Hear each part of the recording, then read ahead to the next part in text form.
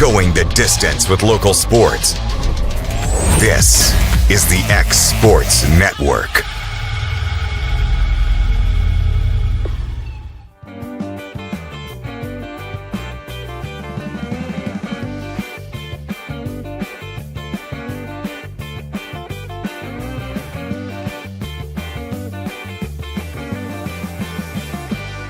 Welcome to the newly remodeled Brass Lantern. For over 30 years, we've been serving delicious food to excellent people. Brass Lantern takes pride in authenticity, serving fresh, homemade food to please any member of the family. From mouth-watering to one-of-a-kind steaks served with gourmet marinade, to salad with our signature honey mustard dressing, specialty fruit tea, drafts, and much more. Our food is always prepared daily. Whether you come in with friends or family, you'll appreciate that fresh is better.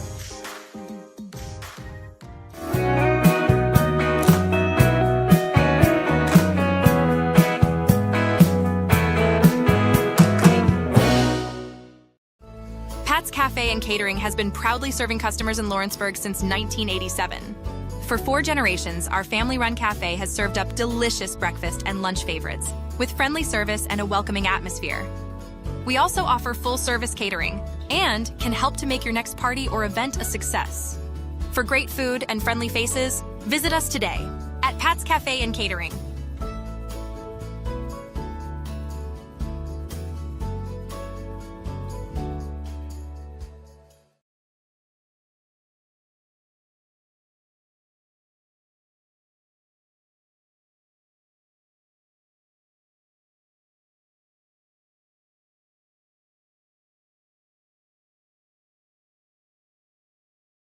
State Line Garage Doors, owned and operated by Justin Gobble, is your trusted local expert in garage door services. Based in Lawrence County, Tennessee, State Line Garage Doors is built on over a decade of hands-on experience, providing reliable repairs, replacements, and installations for all types of garage doors, residential and commercial. They proudly serve our community and the surrounding areas. When you work with State Line Garage Doors, you're not just another job, you're part of our community. Their commitment to quality, transparency, and craftsmanship is at the heart of what they do, and they offer free estimates. State Line Garage Doors. Reach out to discover the difference a company with local roots can make for your home and business.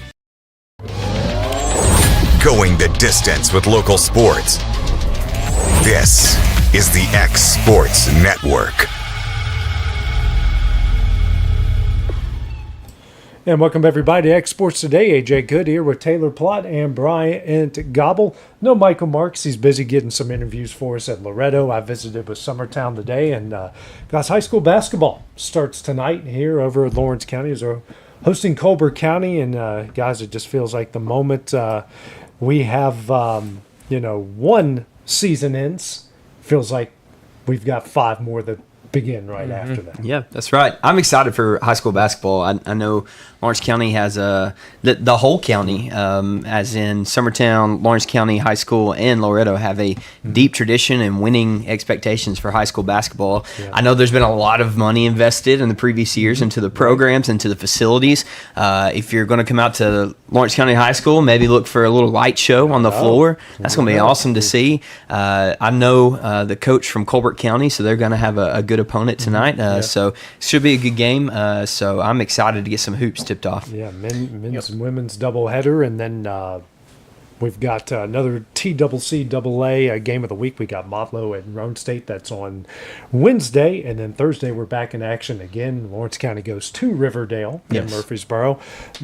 Loretto's girls got Smith County at home, and then Summertown hosts Lincoln County. So I'm trying to remember everything. That's good pool. Yeah, good for you. Yeah, good job. Off the top of my head. I'm trying my best. There you go. It's just a lot going on at one time. Guys, let's get into the world of sports. Starting first, the Vols getting a win last night against Rice. Wasn't pretty at times, but they still found a way to win. No, Tennessee basketball has... Honestly, I'm a little worried. I am a little worried because they haven't blown anyone out. They've taken care of business. Maybe I'm just reading too much into it, but I'm inside me. I'm like, okay, is everything okay? Are we going to get it figured out? Because there's so much talent on the floor, right? A lot of people are arguing this may be, the deepest that Rick Barnes has ever been, and that's saying something because he's always good at having bench players ready to go. And this year he has a lot of bench players ready to go. I guess he's still figuring out early in the year the rotations, who he wants at different spots. I think he's got a good point guard in Jacoby Gillespie, right? The transfer in from Maryland. He's got obviously the top NBA potential lottery pick in Nate Ament, who's going to come in. Yeah. He's got a bunch of bodies down low that can rotate in and out with Felix Okpara, JP Estrella. All those guys can play the 5. Estrella could play the 4 potentially as well. I wonder who's going to solidify themselves at the 2 and the 3. I wonder who's going to be the shooter, who's going to be. I know Ament's going to get his touches, Gillespie's going to get his shots up, but it seems like they're still trying to work out the right rotation at the 2 and the 3. Who's going to be those guys right there? And they have a lot of different options and a lot of different choices. And in the new day and age in college basketball, you can't just go back to what you did last year. Alabama's facing this right now. Florida's a national championship. They have won a national championship. They have a completely different team. Every year it's refeeling who's going to do what position your players are going to play in because they're new. It's a brand new team. Not many programs are returning 4 or 5 starters anymore. Usually you're getting at least 3 or 4 new players on the court. So I'm not hitting the panic button yet, right? But we have a test coming up. We got Houston coming up, right? We've got a lot of top opponents coming up. That is really going to be kind of the yardstick. It's like, how far along is this team? Rice is, I think the final score is 91-66. It looks like we handle business, but it was a little closer right there in the first and leading into the second half. So those are my thoughts on Tennessee basketball. I'm not ready to hit the panic button yet, but I am a little worried. So let me ask this real quick. So okay. I know you kind of explained a little bit, but 91-66 isn't a blowout. It was pretty close. And I get that, and he definitely explained. I didn't watch the game, so I didn't know that it was a little bit closer. Correct me if I'm wrong though, but I feel like Rick Barnes' Tennessee teams, at least of past, really hadn't blown people out of the water, except for like maybe a handful of games. They've usually been, y'all control the games, y'all handle business, but y'all aren't scoring like 95 to 100 points. It's usually like 78, 79 to like 60. In against the inferior opponents, I don't know. I do feel like we usually take care of business. That would be different. At the first of this year, we beat Northern Kentucky 95-56. Now Rice isn't Northern Kentucky, but I don't know. It just, to me in my head, I'm like, okay, previous games that we've played in previous years, we've been off to a harder, faster start than what we had this year. And this year, the scores, the previous 2 scores, last night 91-66, we beat North Florida 90-66. But if you watch those games, like, Tennessee was hanging on to maybe a 10, 15-point lead. They were able to keep it an arm's distance. Right. But they were never able to pull away until the last few minutes, and you finally put them away. You would like to see them just put them away and play ball, maybe right after halftime, right before halftime, really make a sizable lead. Yeah. They haven't been able to do that. That doesn't mean that much this early in the year against inferior opponents, I don't think. Yeah. But could it be telling of maybe they're still struggling to find the right lineups. Maybe they're still struggling to find the team chemistry that they need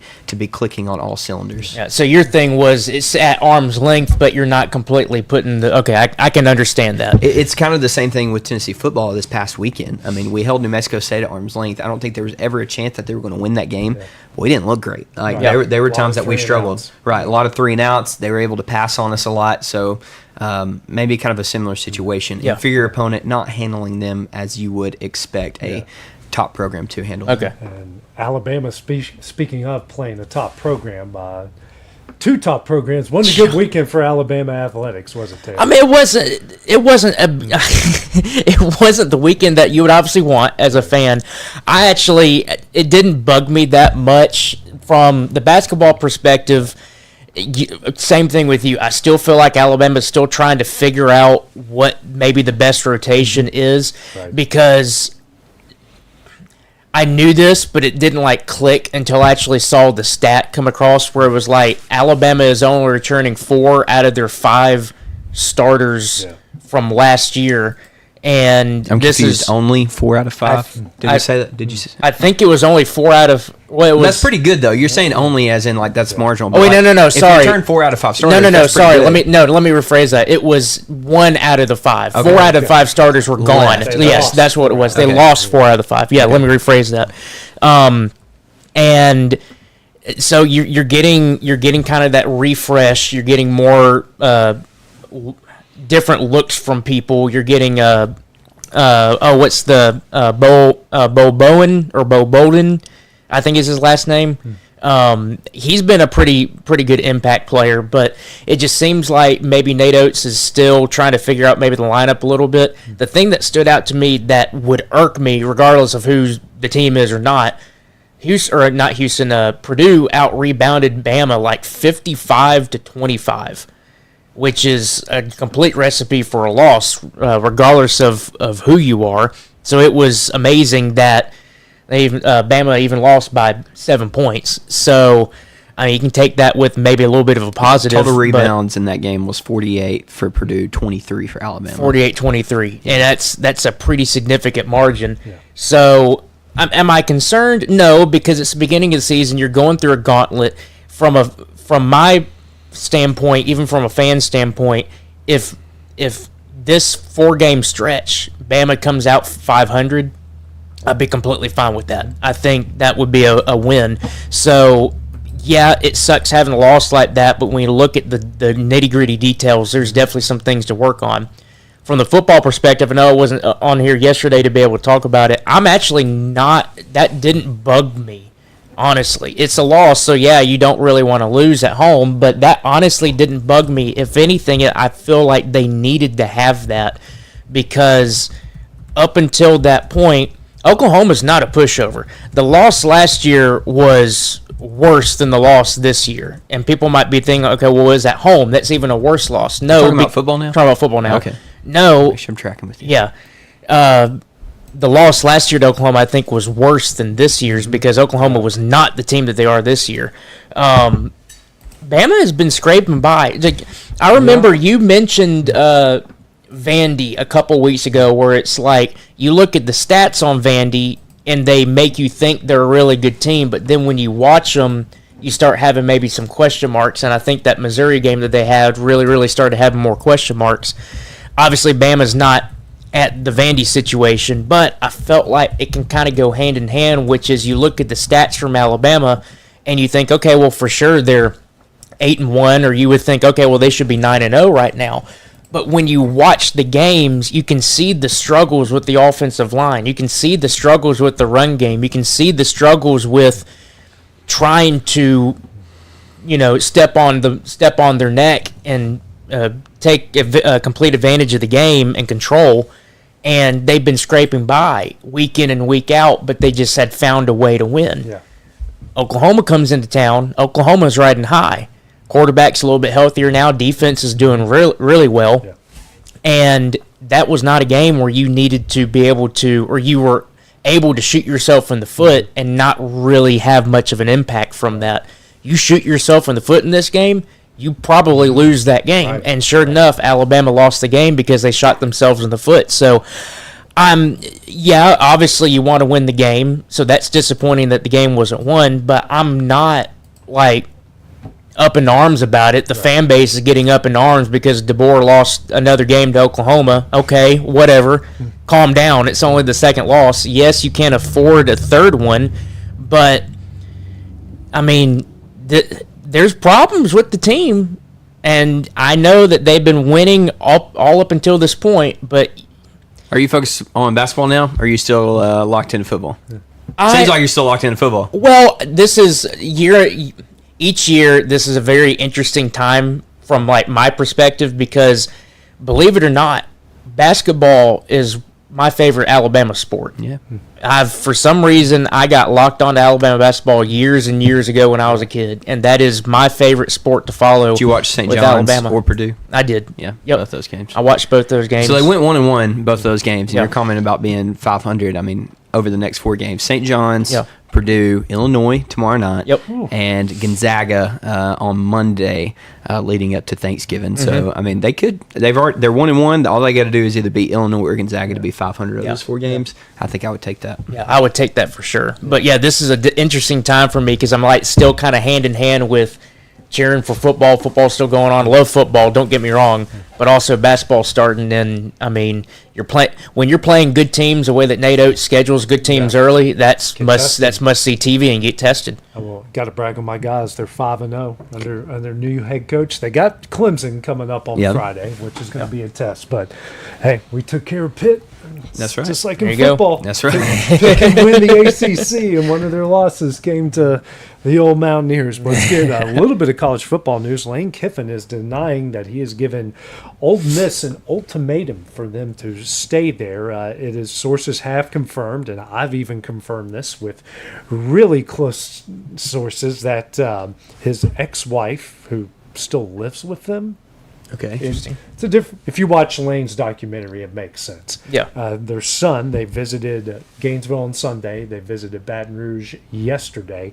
Ole Miss has said they will offer anything that these other 2 schools will offer. So Lane Kiffin is saying that no ultimatum has been given, even though they're not really communicating with university officials. University officials have made it clear they want a concrete, are you staying, are you going, or what do we need to do to match this by this coming weekend. So it's Ole Miss's bye week. Yep. This is why they're saying this. So he is the most sought after guy, especially when it comes to the SEC ranks here, guys. Yeah. And he's not even saying anything. It's just getting weirder. It is. Weirder. I feel like the more this drags out, the more it is a distraction for the team, Right. for the university. Like, they got college football playoff like in their sights, in their grasp, if they just finish the season well. And it could easily happen to where they slip up, they get distracted, the team's not focused in because they're wondering if their coach is going to be there, wondering if, some of the players be like, well, I might not be here next year, I got to hit the transfer portal. Like, all of that matters, and those are external factors, as Nick Saban says. Those are external factors that are letting come inside the program, and it's going to bleed in whether you want it to or not. So I don't know, they need to reach a conclusion or let this die down or something. I don't know. I don't know how it wouldn't be of Lane's character to just shut it down and not get attention from it. Right. But He loves that part. He loves it. Yeah, exactly. He loves making the comments. He loves the attention. So I think it's got to be affecting the team somehow, though. The plane rides that we've been seeing, like people camping out, watching the planes go from Ole Miss to Baton Rouge, like the stories about his family's getting courted, I guess, by LSU. Like LSU's like, hey, we'll take your family to Baton Rouge. Let's show them around town. We'll send a plane to come get them. Like, all that story, all that mess is just. You're still trying to play football. Like, this is crazy. They're still in the playoff. They're still in the playoff. Yeah. This is crazy. They're at the top of the SEC, for goodness sake. Like, good grief. We do know his daughter's boyfriend is the player from LSU, right? Weeks the linebacker, Yep. So, I mean, there's ties right there to LSU from the get-go. And, I mean, I don't know. I've obviously Lane Kiffin's going to do what Lane Kiffin does. He's going to milk this the best that he can because he likes the attention and everything. Of course, it gets social media going, and it is fun to watch. It definitely is. But from a football perspective, yes, I mean, this is an external factor that, I mean, if you say it cannot or doesn't impact the players and the way that they play, that's wrong. It is going to impact the players. It does impact the way that they play, especially if they aren't getting prepared or being distracted by that stuff. But when I think about, okay, what can Lane Kiffin do at Ole Miss versus what can Lane Kiffin do at, say, LSU, what he can do at Florida, and what he can do at Auburn.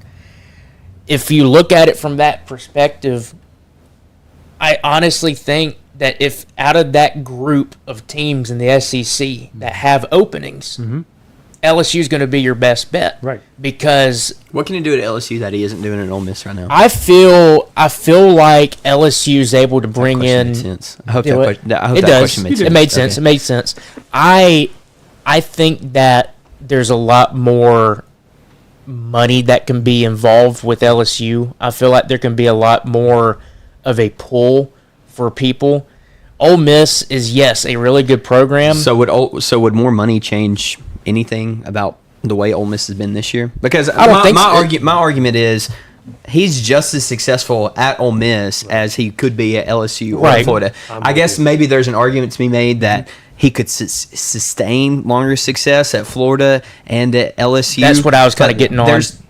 But I mean, he's sustained success at Ole Miss for the past 3 years. And He's he been has. in college football playoff Right. Yep. conversation. So my pushback would be, okay, he's already achieving at Ole Miss what he could achieve at LSU and Yeah. Florida, and I mean, he can win a national championship at Ole Miss. Like I feel like it's open right now. I don't know. I do too, and I'm with you on that. The thing I was getting at is kind of what you alluded to, where I feel like he can at least sustain what he has at Ole Miss, but I feel like he might be able to reach another level with the way that LSU is LSU, Florida is Florida. They are, I feel like, bigger brands than Ole Miss, and might have a bit more pull for some NIL, for some people, for some players. He's done a great job at Ole Miss. Don't get me wrong. He has done a fantastic job.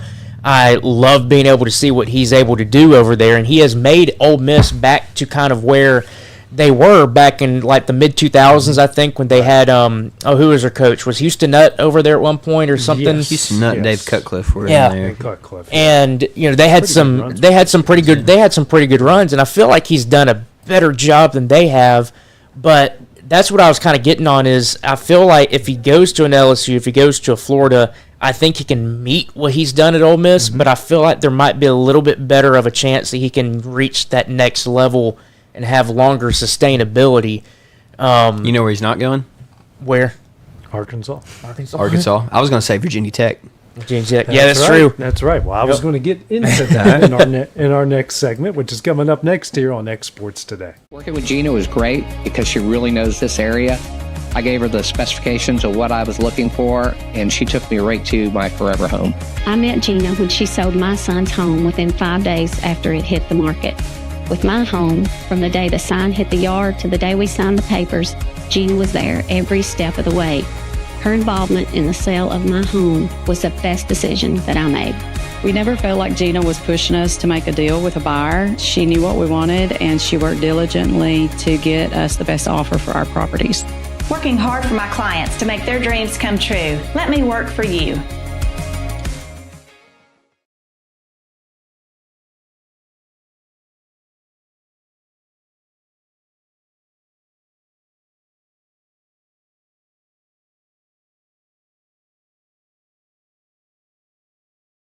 Gifts and goodies galore await you at Miss Millie's in downtown Lawrenceburg. From brands you know and love, like E. Newton Jewelry and Tyler Diva Wash, to unique specialty gifts, you will find it all here. Whether you're looking for the perfect gift for someone you love or shopping for yourself, shopping local is the way to go. We have home goods, women's fashion and accessories, baby items, and lots of seasonal decorations. Our friendly staff will welcome you in, help you find what you need, and even package your gifts for you. Also, we can't forget to tell you about our popular bridal registry. Future brides can come and create their perfect registry with us. So stop by Miss Millie's today. We're located in the northeast corner of the square in downtown Lawrenceburg.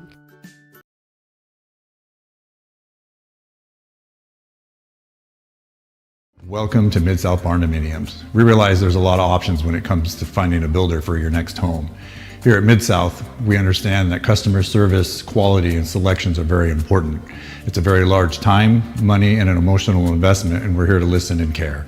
We realize the kitchen's the most used and abused room in the house. Our cabinets are locally custom made from Sanderson Cabinets out of Lawrenceburg. They're real wood, poplar or maple, whether you paint or stain. All comes with slow close hardware and many pull-out different style options to choose from.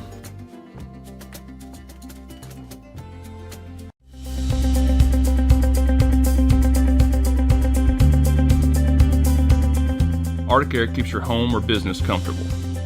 For more than 20 years, we provided outstanding residential and commercial services through southern Middle Tennessee. Whether you need assistance with your heat, air conditioning, preventive maintenance, or anything in between, trust our reliable team to get the job done. We'll take the time to figure out your specific needs and recommend what we believe is right and best for your situation. We've been using Arctic Air for over 15 years now. Their service is great. They're here when we need them, and their prices are competitive. They take the worry out of the heat and air, so I don't have to. Arctic Air. When you need us, we'll be there.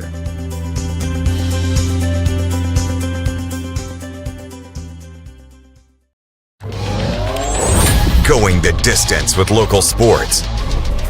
This is the X Sports Network.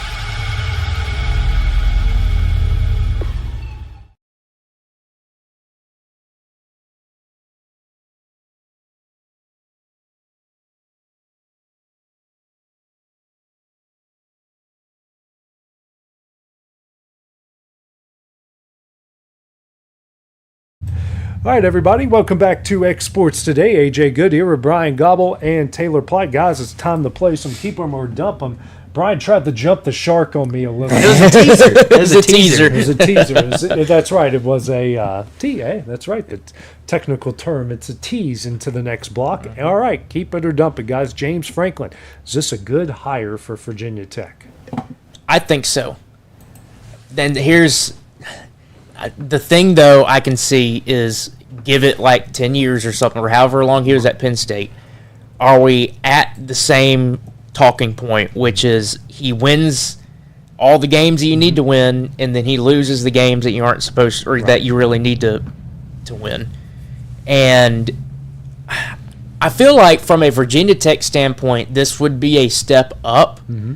Yeah. But the question then I have is, do they turn into the next so-called Penn State, where it's he can't reach that next level and they're stuck at 10-2? But from a Virginia Tech standpoint, right now you would take 10-2 year in and year out if you were able to and flirt with the playoffs. And the kind of I like the hire for Virginia Tech because if anyone who's ever been to Blacksburg before, it's very similar to State College. Yep, it is very, very similar. However, he talked about he always wins the games he's supposed to win, loses the games he's supposed to lose.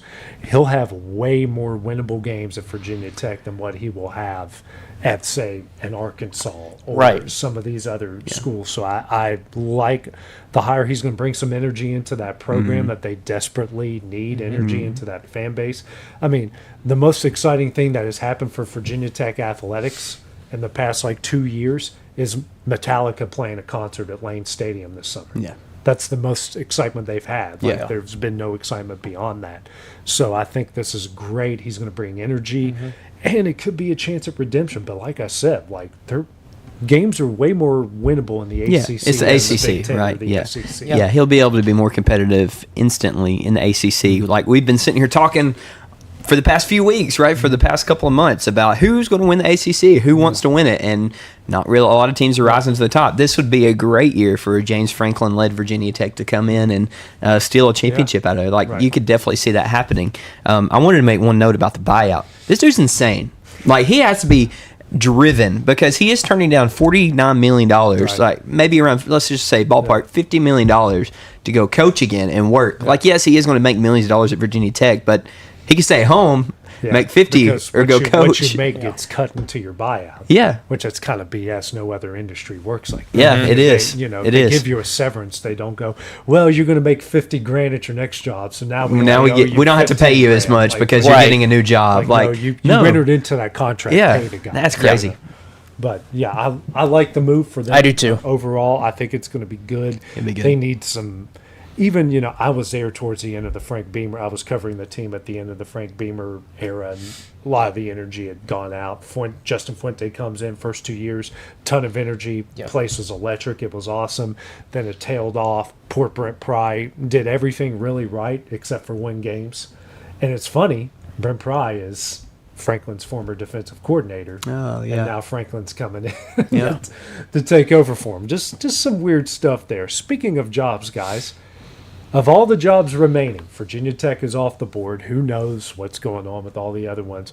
Who is Arkansas the worst job remaining of ever? When you think about all of them, throwing it out there, is it the worst job remaining on all the jobs left? UCLA's still open, right? Yes. Okay. So is Oklahoma State. So yeah. Is Arkansas worse than Oklahoma State? The only one that has been State, filled UCLA. has been Virginia Tech. Everybody else is still open. LSU, Florida. I don't know. That was kind of a good one right off the bat. UCLA. I don't know if I'd want to go coach there. No. I think UCLA would definitely be a worse situation because you're in the Big Ten, but yet you're all the way on the West Coast. Not too many people are wanting to come play at UCLA. I mean, you get the California recruiting bed, but it's hard to reach over to the other side of the country in Florida and Atlanta and like those recruiting hotbeds. So, I could see UCLA being a tougher job. Yeah. I'm going to take two different takes at this. Okay. I'm going to say UCLA is probably the one that is the worst job that's available, based on, well, you make a good point where you're in the Big Ten, but like half or more than half your games are going to be hours away on a completely different time zone. I mean, it's not like it's an unappealing job. UCLA has a good tradition. It's just been a while since they've been legit and a legit contender in a lot of stuff. But I think from that aspect, I think that's probably the worst one on the board. Taking a different approach to it, I think Penn State, even though it is Penn State and people, it brings a lot of folks in and everything. I feel like that's the hardest job to take because even though it would be it's a good job, it's probably one where a lot of coaches might be a little more hesitant on because of the overall situation. It is Penn State. It's a big name. Similar to like LSU. Similar to LSU. You have unlimited resources, so like the job itself, you have a lot of things at your disposal, but the expectations might give you a shorter leash, might make the hot seat a little hotter, a little faster than if you do go to UCLA, go 6-6, 7-5, and you're like, oh, we're building, and you can do that. You can get away with that for 4 or 5 years, whereas you don't see results in 2 or 3 years at these other places. You could get cut. Are we considering all schools? Like, okay, UAB is one that I thought about. UAB is not in the greatest position. But they do have a new stadium. They do have one. I mean, Bill Clark, what he did, taking him to a bowl game, having the program discontinued, which I don't know how much you guys have read into that situation. This is interesting. There was a lot of corruption shenanigans that went on, but thankful the community brought it back. Bill Clark was really good there for several years, but like you mentioned, ever since he's gone, they've had a couple coaches, and there hasn't been. They don't need to do the whole splash hire thing, which is bad. But I will say, no one is talking about the Oklahoma State job. That one, and that's the one that I was comparing in my mind. I totally forgot about UCLA. I totally forgot about UAB, which I agree with you guys. They're both not great jobs. But from what I know, there is not much interest at all from anybody for the Oklahoma State job, which is they've got a really good donor in Boone Pickens. They have good money and good resources. Every other sport is excelling over there. But like no one wants that job. It's like they're almost waiting for the leftovers of who doesn't take the SEC jobs to take that job. That one's interesting, and I'm glad you brought that up because I have been thinking about that because it did cross my mind the other day where it's like, oh, that's right, Mike Gundy got let go. Yeah, I hadn't heard anything from Oklahoma State, and I started thinking I don't know if y'all have been ventured out there to Oklahoma before. I've been to Stillwater a couple of times. It's a nice and Norman. But it's out there. it's out there, but it's not too far away from OKC. Right. It's a little bit further away from Tulsa, but it's a good college town. It's not small. It's a little bit of a decent size. Fan base, really good fan base. Really good fan base. They love their Cowboy athletics over there, and you're coming off of Mike Gundy, who's been there for ever since I was a kid. He was early 2000s. Early 2000s. Ever since I know and have watched college football, Mike Gundy has been at Oklahoma State. So it's interesting to see them without Mike Gundy. That's an interesting job that I would think would have a bit more appeal to it. Mm-hmm. So I'm wondering. I didn't realize they were 0-7. Yeah, they haven't won a game. They haven't won a game. It's them, Colorado, and then West Virginia and UCF are tied for third to last. Yeah, in conference, 0-7 in conference. Yeah, they haven't won a conference game. I mean, shoot, we would course, of all the years we don't play Oklahoma State, it's this year. Yeah. The thing that we spanked them pretty bad last year. Yeah. the thing that I wonder is, I'm just going off the top of my head. You might be able to look it up and actually see. But I feel like Mike Gundy had a little bit of a longer leash than he probably should have, just because of he had been there for so long. So I'm wondering if maybe there's an aspect on it that the program has gone downhill for a longer time. It wasn't just it went extremely downhill this year, but it had been a long decrease over time. That maybe it's a little bit more unpalatable for some coaches. Right. It was really good for a while, and then it went weird. It did. Great year average. Their last good year average, was great year average. 2023. They went 10-4 overall. Previous to that, Won the Big 12, didn't they? Or did they get knocked? They got to the championship, They I got thought. to the championship game. Was that the one where Baylor, I think, Yeah, knocked them out? Or Baylor they knocked them out. Baylor? I can't tell from the source I'm looking at, but 10-4 that year, win in the Texas Bowl. So the year before that, 7-6. The year before that, 12-2. So you're looking at 10, 7, 8, 12, 7, 10 win seasons. Past 2 years, 3-9 and 1-9. So honestly, it's kind of abrupt for my company to kind of it's been a little bit more abrupt. So that is wild. I don't know why people wouldn't want the Oklahoma State job. Like, that seems like a great place for someone to go and quietly win 8 or 9 games and build a program. Your expectations aren't too high. Arkansas is tough. Like, you've got to go in and you don't have to win right away, but your permanent opponents at Arkansas are LSU, Texas, and Missouri. Like, that's and you're going to a 9-game SEC schedule, and those are your 3 permanent opponents. Like, that's going to be the recruiting tough road to hoe. isn't great. No, not saying it's great at Oklahoma, but it's better at Oklahoma than Arkansas. Yeah, you got to think about the Oklahoma, Texas hotbed recruiting, like that. You know, Texas football, Oklahoma football. They take their stuff seriously. Someone brought this up the other day, which is kind of what sparked the question for me in my head was, Arkansas used to be able to go into Texas and go, hey, come here and play in the SEC. That's not the case anymore, guys, because of A&M, because of Texas. Yeah. They're taking all those great players, and Arkansas is really struggling because they have no foothold. Their own state recruiting base isn't great. They have no foothold in Texas anymore. They certainly don't have a foothold in this state or a lot of places in the South. Yeah. They're really struggling. That's why and no one's really jumping at that job, and it doesn't look like Petrino is going to be the guy there. Yeah. If he had won after Sam Pittman left, I think he would have more of a pull to say, hey, bring me back full time. I know how to fix this, and just forget about what all happened, and then everything will be all fine and dandy. But he hasn't won, but they've been competitive. But the thing, you bring up a good point that I didn't really think of. Sam Pittman wasn't a bad coach. No. But he was handed a bad situation. He was handed a bad situation. And frankly, the administration, the school, and frankly the state did not make his job easy. Yeah. Which you need everybody on board for that, which is why Alabama's always good, which is why LSU, despite maybe this year, is always good, which is why Tennessee, when they get the right coaching staff and the right players, is always good. You have to have a full bought-in commitment to it. And frankly, a lot of these schools just don't have that from top to bottom. Yeah. I do wonder if maybe, since the coaching carousel is going to be so wild this year, if maybe Arkansas does keep Petrino, instead of rushing a hire and getting someone that doesn't, they're maybe unsure have him about, bridge. Maybe keep Petrino just to bridge the gap and just keep the ship afloat, I guess, and maybe go in next year if Petrino doesn't do well and try to get someone else. It's wild because, say Lane Kiffin goes. Well, now Ole Miss needs a coach. Yeah.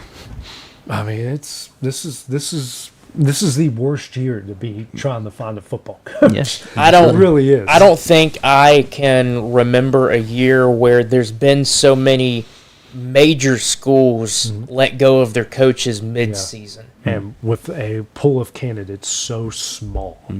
I mean, the only names I keep hearing, Lane Kiffin, Alex Golish. You had Signetti out there. Well, he got contract extension. You had Matt Rule out there. He got a contract extension. Who's to say, what happens if Lane Kiffin gets a contract extension? Then it's like, holy crap, what are we going to do? And then you have all these other schools kind of in limbo. We might be getting a lot of interim coaches who are just like, all right, we just need to bridge the gap this year with you. That could happen. One thing that's going to interest me over the next several years. I mean several years. I mean like you go 10, 15, 20 years down the road too. NIL has leveled the playing field more. You don't really have a true dynasty like you had. Dynasty's going to have to be redefined, where it's not going to be like a 5 to 10 year run. It might end up being a 2 to 3 year run, and that's about it. So it's leveled the playing field. But on the other side of things, fan bases, athletic departments, boosters, anybody who's related to the university seems to have more of a quick trigger on stuff.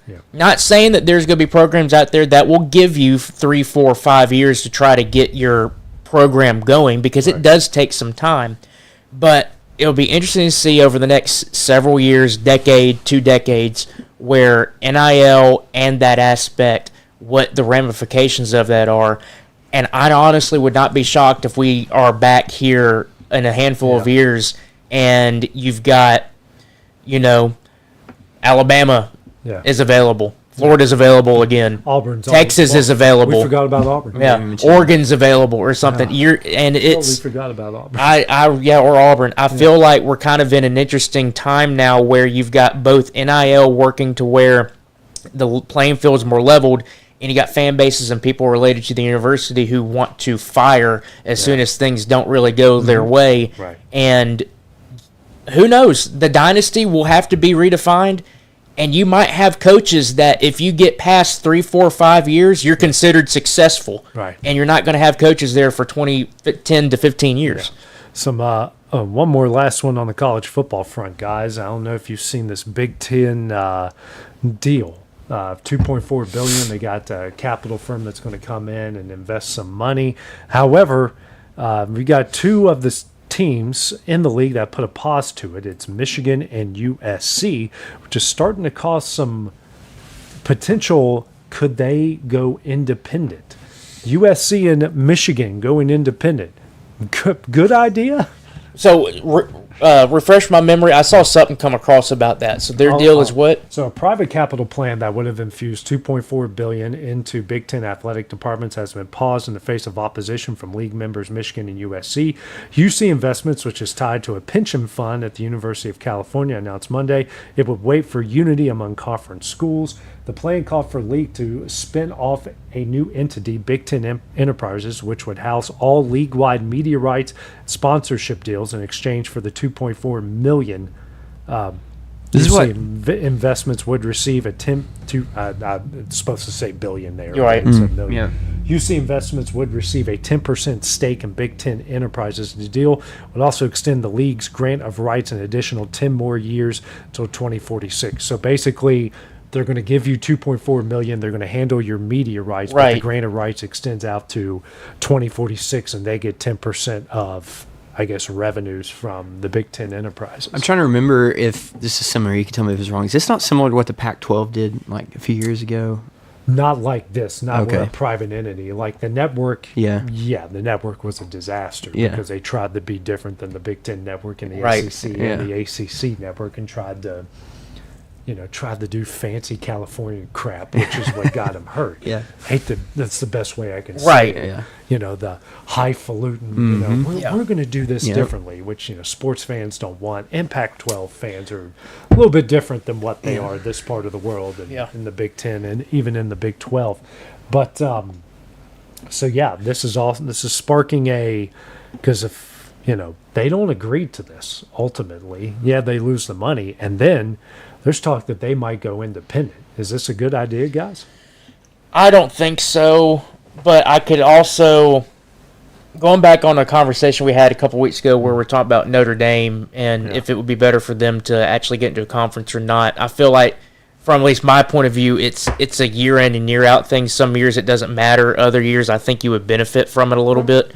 I don't know, but it feels like, even though this isn't like a big splash, let's say that Michigan and USC end up going independent. That this whole thing falls apart and they go up independent.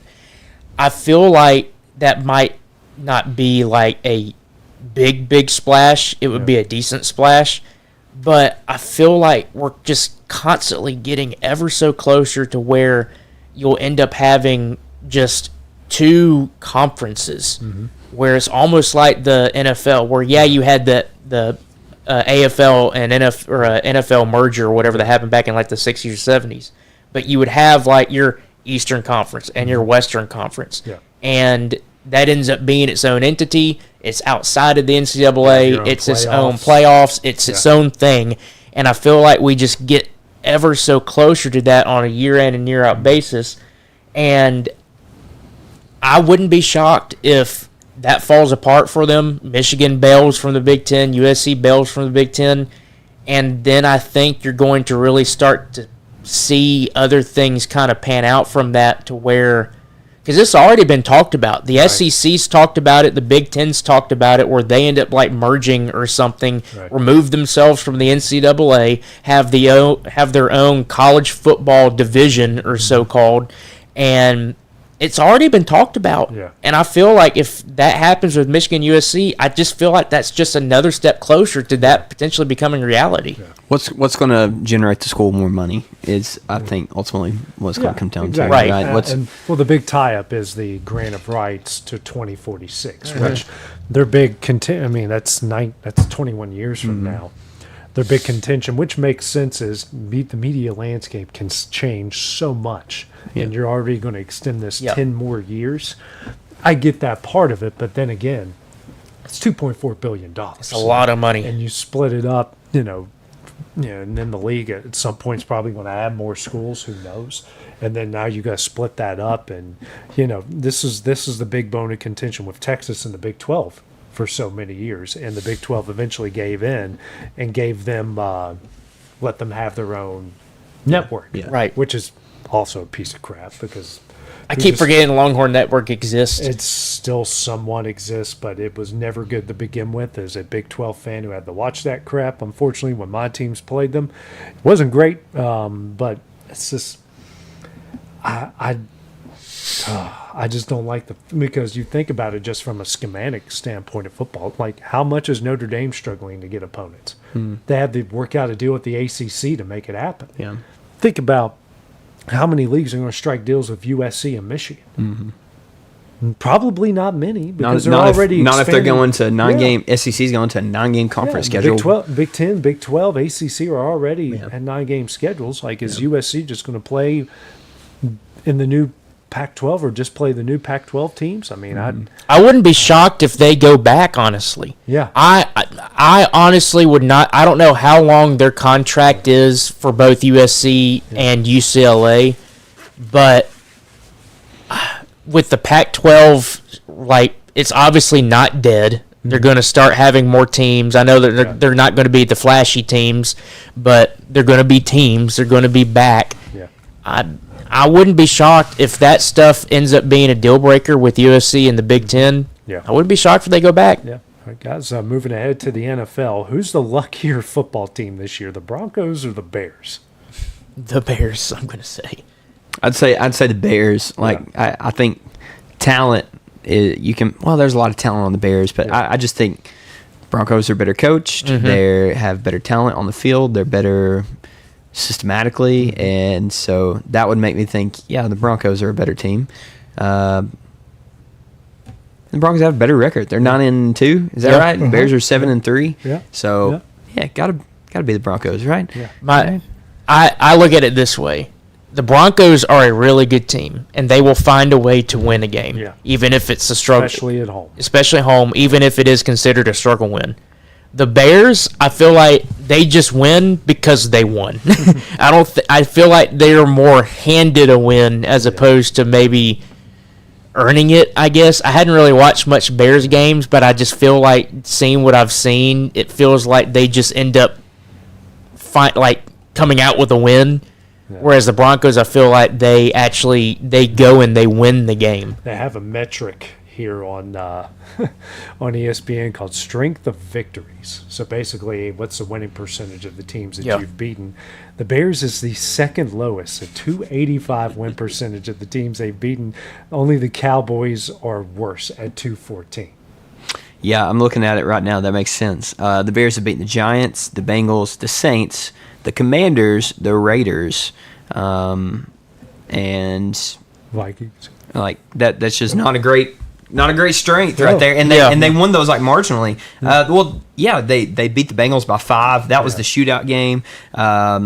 They beat the Commanders by 1, beat the Raiders by 1, beat the Giants by 4. So I would guess they're lucky. I mean, they're lucky they're playing bad opponents. Right, but I feel like when they win, it's just like they just came across a win, and I feel like the Broncos at least are a better team, and they actually go out and win. Broncos aren't much better. They're at 357. The Eagles actually they're the top team in the NFC, 8-2, and they have the best strength of victories at 519. I can see that. That's I mean. That makes you think like, oh crap, we might see them in their boring brand of football, but it's effective and it works. All the things. They're ruling out, maybe they haven't said whether or not they're going to rule out Aaron Rodgers or not. Yeah. But I don't know, guys. Like, is this just a bad idea from Pittsburgh to not bring in another quarterback, to not draft a quarterback, to not take their quarterback situation seriously and trying to rely on a one-off year with Aaron Rodgers? I'm trying to think of the market from this past year. Like, who was a free agent? Like, was there a big carousel? Darnold was probably Sam Darnold, the biggest, right? That was probably the biggest signing by the Seahawks, and I don't Daniel know. Jones and was he really sought after though? No, not really. He wasn't. Like the Vikings didn't want him. Obviously, the Giants didn't want him. So I don't know. Maybe they felt like this is what they needed to do. If there wasn't Baker out there briefly, or was it last year that he signed that contract? I think he signed the contract last year. I could be wrong about that, but Stafford was out there before. Briefly, wasn't long. He was out there. Was there ever really doubt though that Stafford was going to go anywhere else? Like he was pretty much staying with the Rams. Darnold was probably the biggest one. Unsure where he was going to go. Yeah, so I don't know. I'm okay with them with this.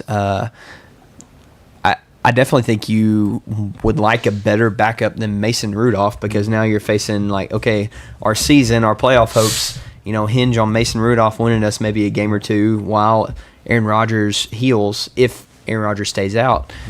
I got to imagine they're going to bench him. Like, yes, it's your left wrist, it's not your throwing arm, but like, you got to brace yourself when you fall. You got to help, hand the ball off. Like, you got to catch a high snap, a low snap, whatever. Like, all that's affected by your wrist and your hand. So even if it's not his throwing arm, I can't imagine that this is a good idea for him to play with a fractured wrist. Like, that's what it is. At his age. At his age, right. Yeah. So I expect he's not mobile, so he's got to brace himself for hits and whatnot. He's got to protect the ball.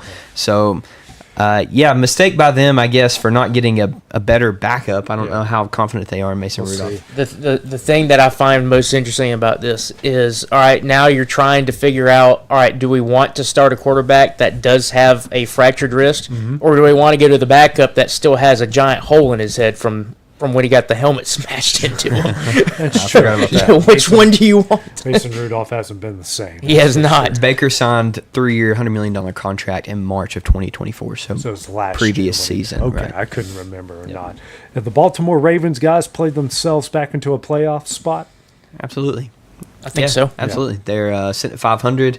Nobody really wants to win the division. We're talking about the Steelers at the top of the division, how they could slip right now. They're not looking great. They have questions at quarterback. Even if they didn't have questions at quarterback, like they could still handle the Steelers. So, absolutely. They're getting better, getting healthier. Lamar looked a little rough against a bad team this past weekend. But they won. They won. A win is a win, especially a division within the division, right? Taking care of the Browns. So, playoff team. All right, guys, let's go to Trivia Tuesday here to close out the show. We're going to struggle. Michael's not here. That's true. We're talking cities, guys. Which, and there's secondary questions to this. Which cities I would say top 10. We're just going to go top 12, but there's more than that in this top 12. Cities with the most championships across the 4 major sports. New York. Number 1, they've had 54 championships. Can you guess the sport they've won the most in? Baseball. 35. 2 NBA titles, 9 NFL titles, 8 NHL titles, which I will say most of those, some of those are with the Islanders. Right. Which Islander fans will tell you that's Long Island, not New York, but they're called New York, so it goes Alrighty. under New York. So that's number 1, 54 total titles. 29 from the Yankees. You say 50 what? 35 totals. 35 total. So 29 for the Yankees, 6 for the Mets. Is that right? The Mets have won 6. I think it's close to that. I'm pretty sure the Yankees have won 29. I don't think they've reached 30 yet. So that math. That's I know the Mets have won at least 2. Let's see. Mets World Series titles. Yankees haven't won 69 one. and 86. Yeah. Yankees haven't won one since 2009, but so that I'd be curious if it was 30. You said 35, right? Where those other ones would come from. And this one says 27. So what are the Brooklyn?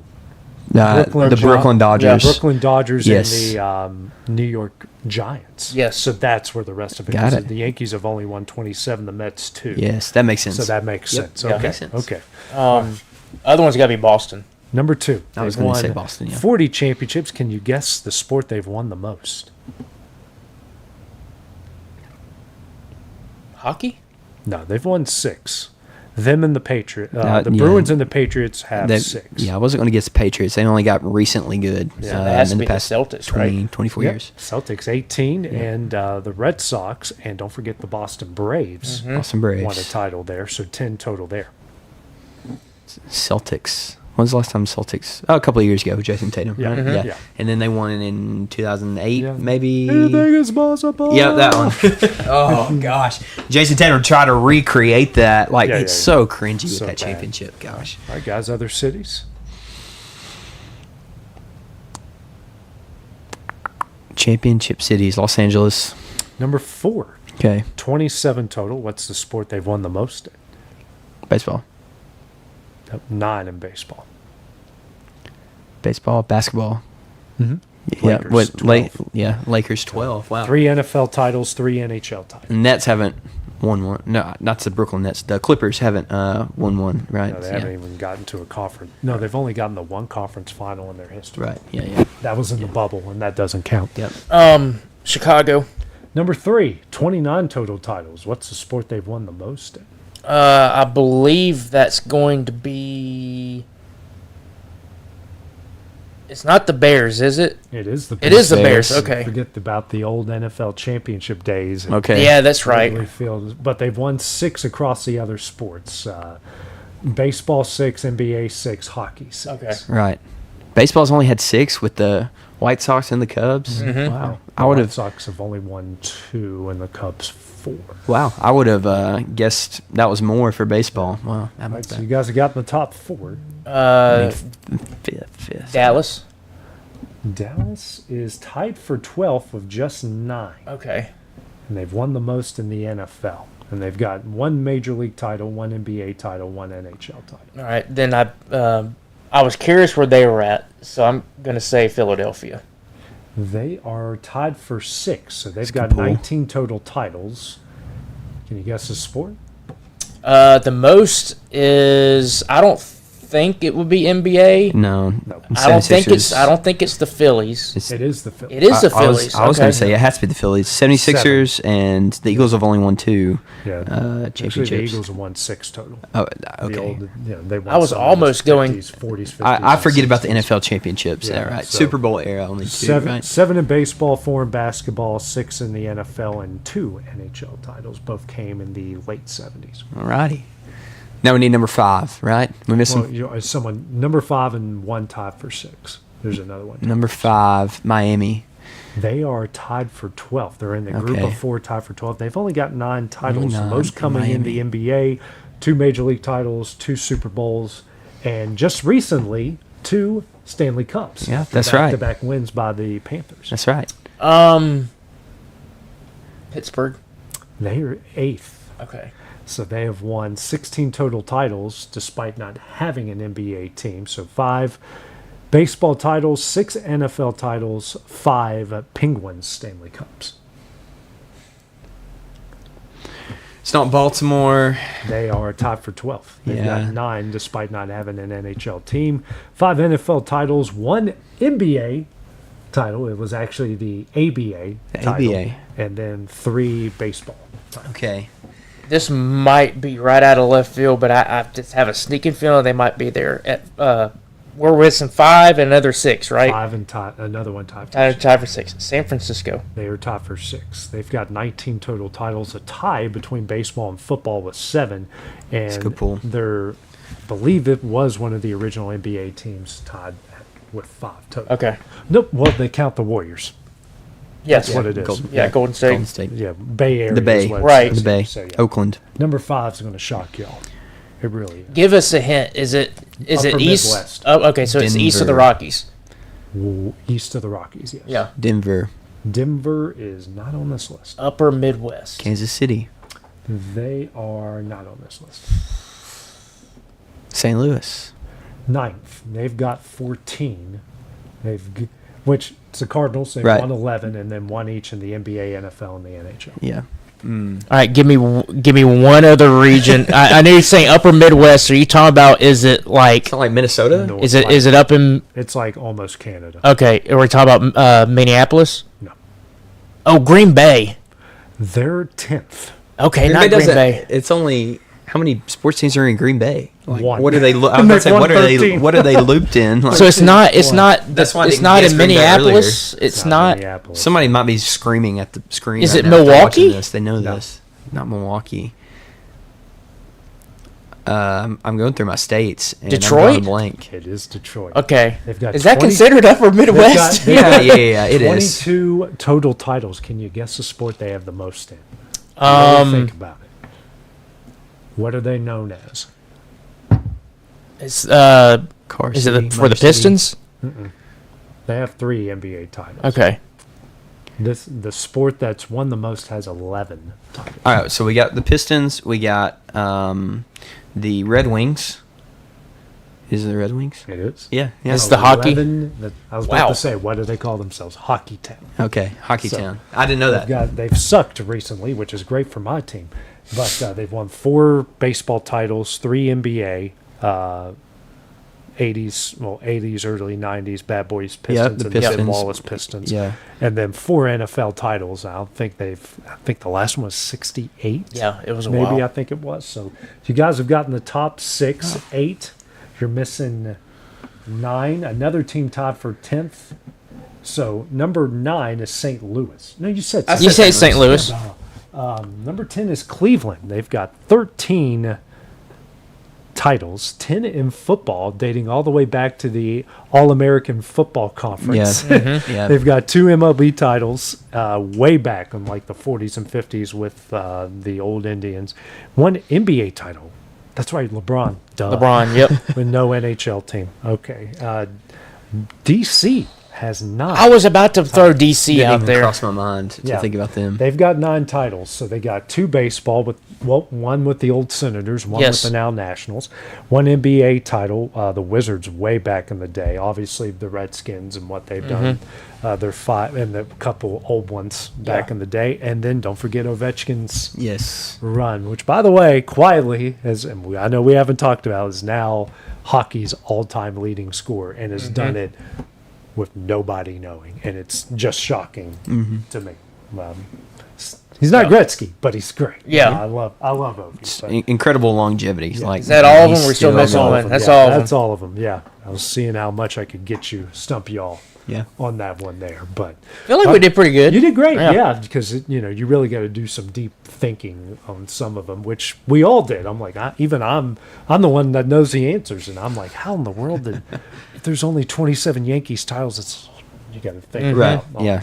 all the old days, the old Polo Grounds. They should recreate that place and make them play baseball there. That'd be awesome. 600 feet, the dead center. That'd be awesome. A lot of Gosh, inside the that's park. insane. Yeah, it's nuts. Yeah, that's insane. We need to re-examine that place one day.